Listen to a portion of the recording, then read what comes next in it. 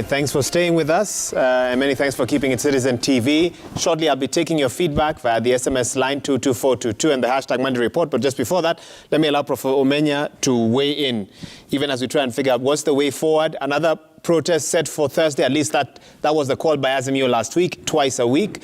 But a lot has happened today that needs to be looked at to ensure that if Thursday's protests do happen, they don't go the same way. And I believe that's a conversation many are having this evening. Prof, what are your thoughts? Yes, I think what you're seeing is unprecedented failure of leadership. And this is not surprising because I've been waiting for our elected leaders, both the majority and the minority, to exercise leadership. But what we've seen, and I think this is new actually, what we've seen is an extension of the campaigns. Till now, I mean, you're wondering, when are these guys going to sit down and start governing? And I think the message out there is that, look, we only have one state called Kenya, and where we all belong as citizens. And all those guys are our leaders, the leaders of that particular state. Yes, government is being run by one particular group, which is actually how our democracy is organized. But we must also ask ourselves why we removed the opposition as a terminology in our constitution.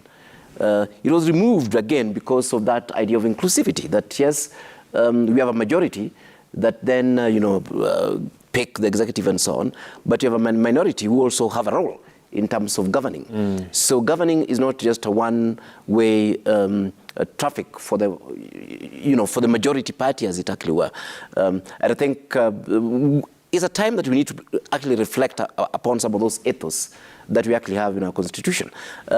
More fundamentally, and I think that goes mainly to the majority, that then what becomes the role of government?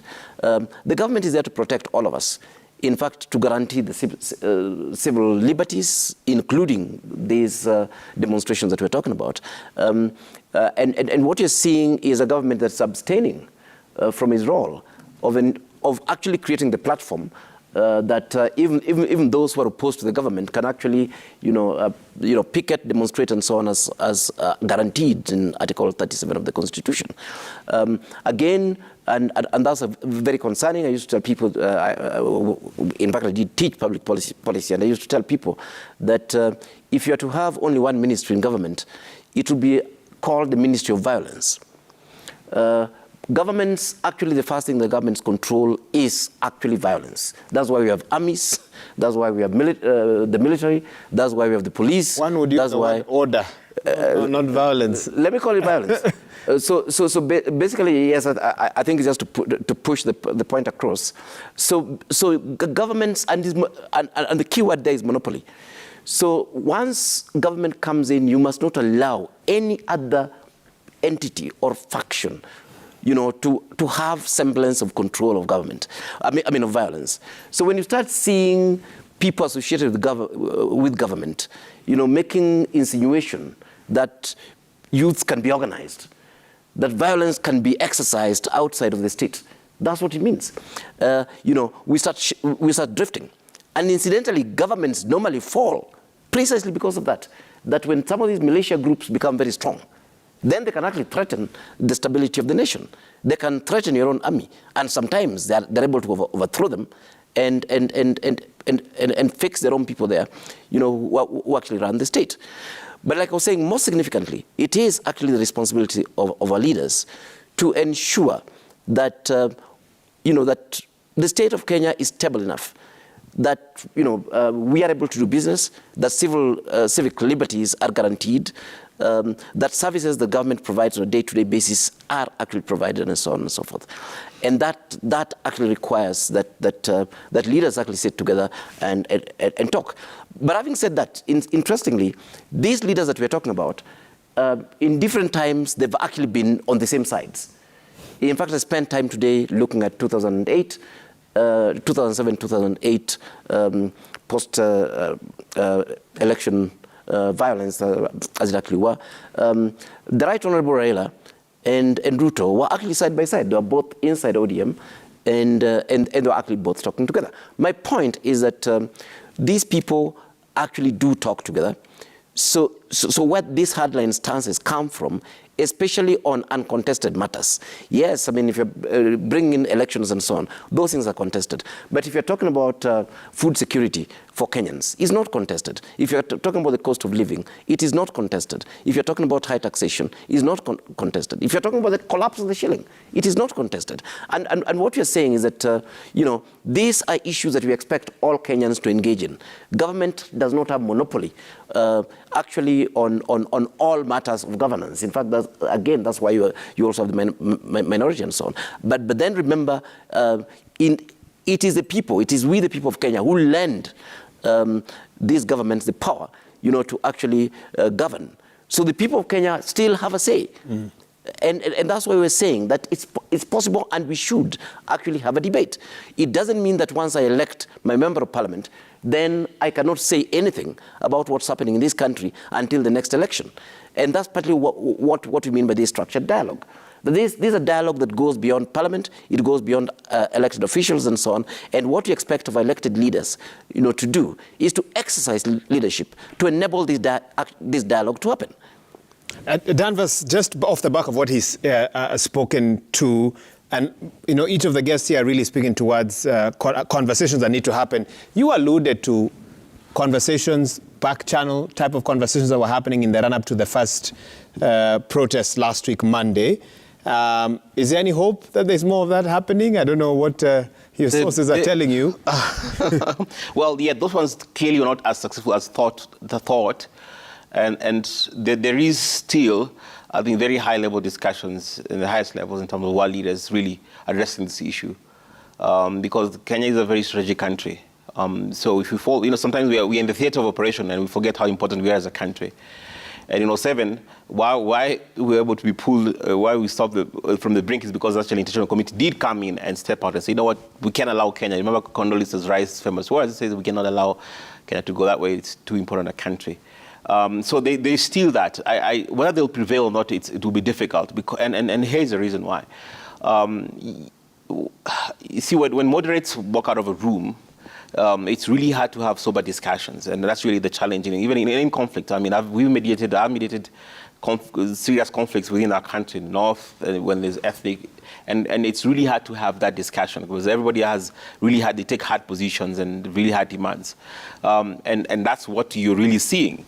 Now, if sense prevails, which really hope will prevail, because what we're seeing today will be actually worse on Thursday. It gets worse now because, and I talked before I came here. I was talking to a number of experts in conflict, some of the colleagues in the international field, just get a feel. So because we do analyses of conflict, so you can see which interventions to bring into. And by all measures, when I listen to my colleagues in the field, experts in the field, they're like, listen, from experience, things actually do get worse from today until there's a very robust, serious intervention. And nobody seems to be willing, from what we've seen, from the rhetoric that we've seen, nobody's really willing to have a genuine discussion, really to sit down and say, you know what, okay, I think we're going too far now. Because in reality, can I tell you the truth, we have gone too far. Right. And I don't think it has dawned, we've gone to, I don't think it has dawned to our leaders how far we've gone. Right. Because I can tell you, honestly, if you started conflict, we've gone too far as a country. And I'm afraid if nothing is done tonight, it will be hard to pull ourselves back from us. So my appeal is to the sober leaders who are listening. At one point, we gotta stop. It's not who's wrong, who's right anymore. It's like, now we have a country now. Right. We have a country. And we're in the doldrums, not just economically, socially. The fabric of our country, the soul of our country is being torn apart. And it will be so hard to bring it back together. Right. Really, I can tell you that this time it's going to be much harder to bring it back together. So at one point, we've gone too far and we got to stop it now. Do you see, briefly, so she can come in, do you see the possibility of peaceful protests on Thursday? No. If things go the way they have gone today, and if nothing is done, as envisioned in our constitution, yes, you don't. No, they should be. I mean, it's enshrined. Article 37 is very clear, but the kind of posturing we've seen, I think we've gone beyond peaceful protest. That's what I'm saying. That's why I was quick to respond to that. We've really gone beyond that because that should have happened a long time ago. Had it been allowed, I don't think we've gone this far. So we've gone beyond that because what's going to happen on Thursday is not an issue of protest anymore. Now it's going to be tit for tat. Correct. Okay, that's what I'm saying. We've gone too far. I don't think people realize how gone we've. It's gonna be now. Okay, you did this, we'll do this, and I can tell you, militia groups will be organized, and that what Prof was saying. The state should have the monopoly of violence. Now it's subsidized, and now it will be hard to control because now people are no longer interested in peaceful protest. It should be that way. It's guaranteed in the Constitution, but that's no longer the psyche of the people who are participating. If you look at the people in the street, if you look at what's happening right now, if you look at Kibra, what's happening right now, people have gone beyond that. People now are ready and are geared up for confrontation. And that's the problem. So it's really hard to see a peaceful, unless there's a miracle happening between now and Thursday. I foresee things escalating. Wanjiru, this is probably not a fair question to you, but I'll ask it anyway because a viewer has sent it in. They're asking, so how do we come back from this? Right. I think part of how we come back is understanding how we've gotten here. One is, this is a replay of what happened in 2007, 2008, right. Unfortunately. Right now at a small, kind of a lesser scale, but it is a repeat. It was a failure of governance systems. It was political leaders who sought to subvert the electoral system. And in fact, the Kriegler report said on both sides, there were efforts to influence the election through irregular means on both sides. We saw a replay of that. Even though it didn't come out as clearly, we saw those efforts this time round. We saw contestation within the IEBC. We saw different, a kind of a schism in the IEBC. We saw we got a sense of a lack of confidence in the IEBC process. So we come back to elections as the anchor of our democracy. And this continues to be a very weak part of our democracy. Now, what would have happened if Raila Odinga had simply taken the office of opposition? The money that was being put up there and kept quiet. Or if he'd set up a shadow government like Kalonzo had mooted, would we still be where we are? And what is the price of keeping quiet if indeed that election, the 2022 election, was managed, if it was a pretend result? So we are in a very complex situation. Just like going into the elections, we were in a paradoxical situation where William Ruto, who had been part of the administration, was coming now lambasting that administration. Uhuru Kenyatta, who had been part of the administration, was in the opposition. So our politics is messy. So what needs to happen now? Number one, I, for one, even those I engage with, had not foreseen it unraveling this fast. We anticipated having some form of peaceful protest, government.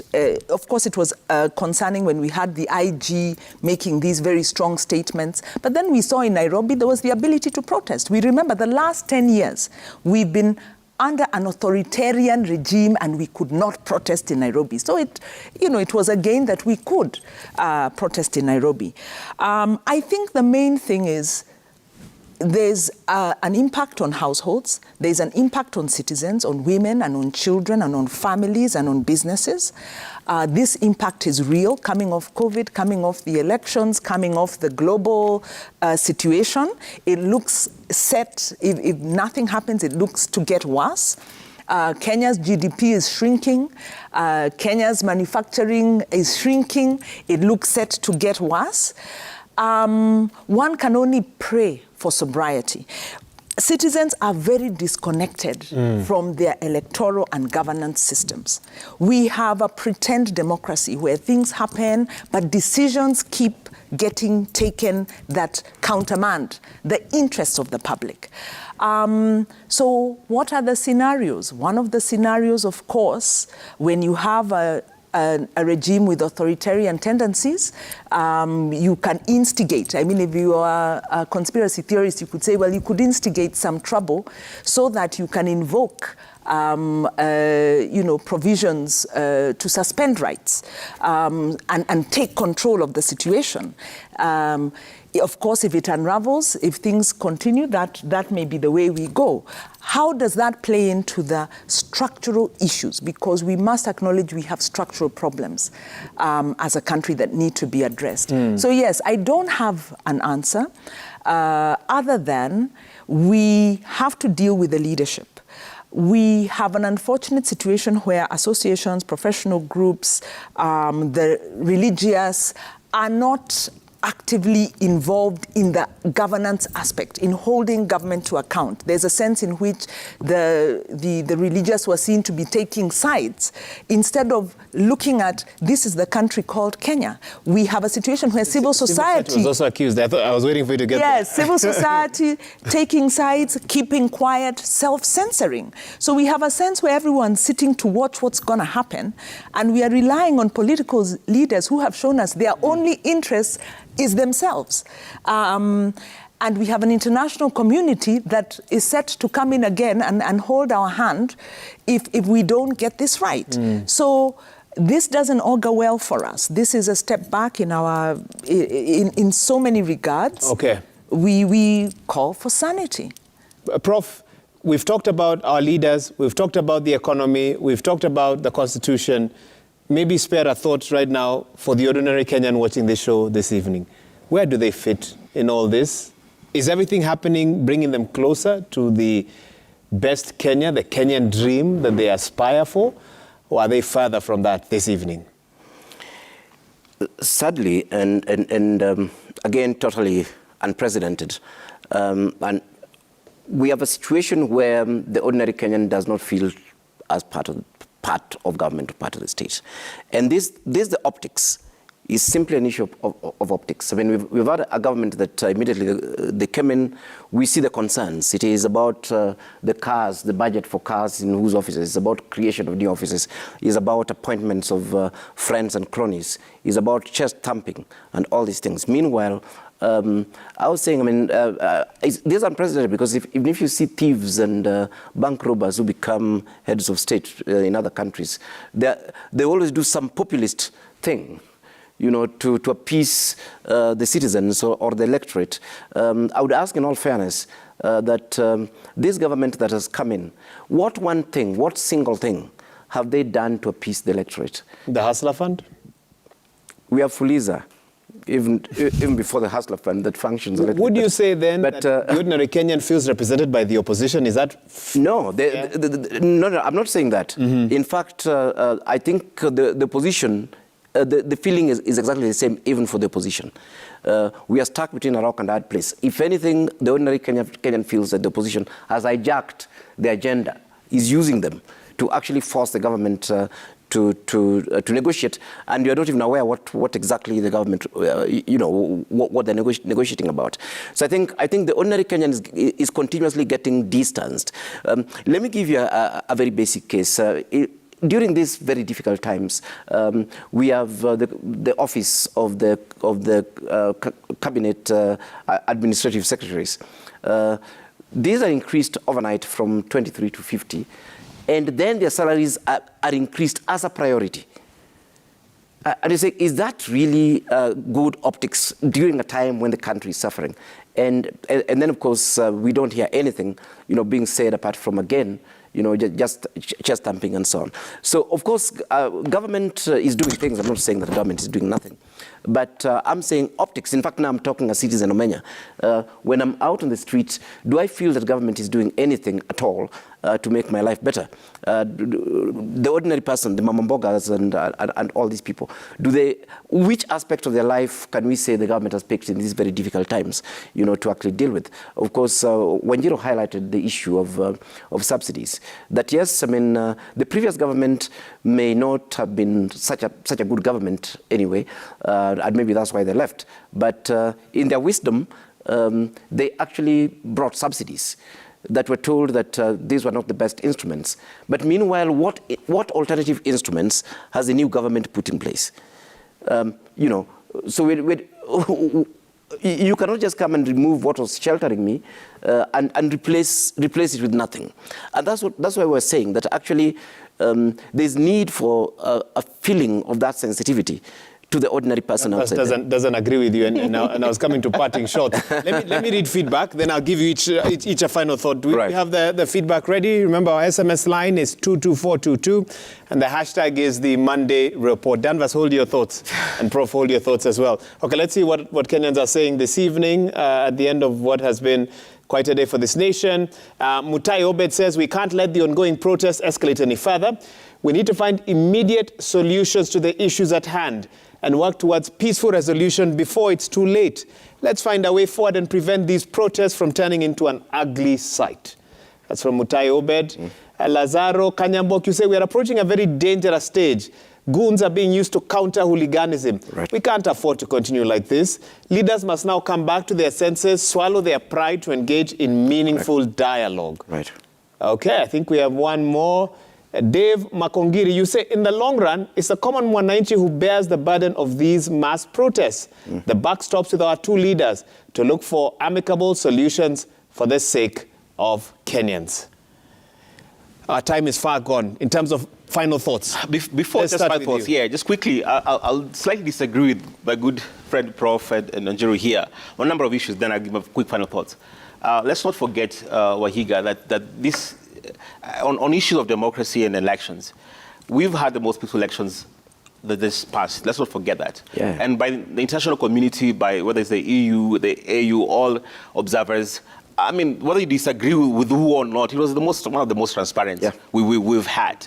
It was a transparent election, and this government, whether you voted for it or not, or they agree for not, was legitimately a legitimate government. It is a legitimate government. Why? Because per law, per our constitution, it went through the process. When the other part, you guys had an issue, they went to the court ruled this legitimate government. So we need to really just be at peace with that. Now, you can criticize a lot of things like he is, and it's easy to criticize sometimes, but I think given where we are, it's only 6 months they've been in power, so there are all things which the government is being formed. So I think it's too quick sometimes. We're very quick to criticize, not understanding running a government, and it is not an easy thing. So in defense, I'll differ on the issue of election. That's that Kenyans moved forward on that issue, whether those who felt their side lost or not. Most majority, and we've seen post-election reports. I mean, that's done. Let's settle that honestly. On the issue of whether the government is doing enough or not, I think it's too early to criticize the government. Honestly, this country faces a lot of challenges. Yes, when is a good time? When at least give them a couple of years. Now, let me my final thoughts, because this is important. Let's go back to where we are There'll today. be elections. I just wanted to disagree with them on that issue. Okay, and not election. A couple of times, yeah. Yes. But let's go this. And briefly, please. Yeah, very briefly. We have one country called Kenya. And we have different ideas on which best ideas or who should best to run the country. At the end of the day, there's a Swahili saying that says, and translated in English, when two bulls fight, it is the grass that gets damaged. And it's our economy that is getting damaged, it's our people that is getting damaged. And let's not forget that. And I think if we have the country at heart first, if we genuinely care about the future, the progeny, our country, then we'll stop the posturing, the grandstanding, and actually put the country first and say that we need to be sober up, have dialogue, de-escalate for the sake of our country, for the peace of our country, and for the prosperity of our country. That is absolutely important and is needed right now. Okay, final thoughts. There is a problem when institutions are weakened. There is a problem when appointments are made to rig processes to favor the incumbent. And that is the situation we face with the IBC. There are questions raised around the technology, around the elections, that point towards possibly a managed result. So there is a conversation that needs to happen there. Unfortunately, the specter of violence makes dialogue very difficult, and it may undermine the purpose of the rallies. The final thought is that whatever happens, as our political leaders work, I agree with you, Makori, even though I don't agree on the issue of elections, The citizens' needs are not center stage. Our political leaders are looking at the benefits of holding office. The oligarchy, the state capture, the dynasties are all posturing for the spoils at the expense of the citizens. So the issue is, how do we organize as citizens to take back our country from these leaders who have no interest and are totally selfish and very irresponsible with our democracy? And that is your parting shot, Prof. Finally? Yeah, I think what I really want to highlight, again piggybacking on what Wanjiru and Danvas are saying, really, is that yes, Kenya needs to be governable, and on the other hand, and on this one I would disagree with Danvas that immediately the minority was sworn in, their role is to actually keep government on check. So if they wait for 5 years or 4 years, then they'll be earning money through false pretenses. So we expect the opposition to actually function as the opposition. I think the only divergence is that the president expected the opposition to function from Parliament largely after he had swayed the entire Parliament and bought a number of those MPs to his side. So, I mean, like I said before, one of the core... Members don't say they were bought, they say they found ways to collaborate. Exactly, they found interesting ways to... create new partnerships. Exactly, they found ways to collaborate. But what he's saying here really is that, to our functional country, personally I was actually quite happy that for the first time, I'm one of those people who've been very unhappy about the handshake between the former right Honorable Raila Odinga and Kenyatta, because I believe that's one of the things that brought us in here. But having said that, and the president said it, he says these things that sometimes he doesn't follow through. He said that he really wanted a strong opposition that can keep him in check. I think the problem with the other side is that when the opposition tries to be a bit strong, that's not what they envisage. In fact, what they want is a weak opposition that cannot say anything in Parliament.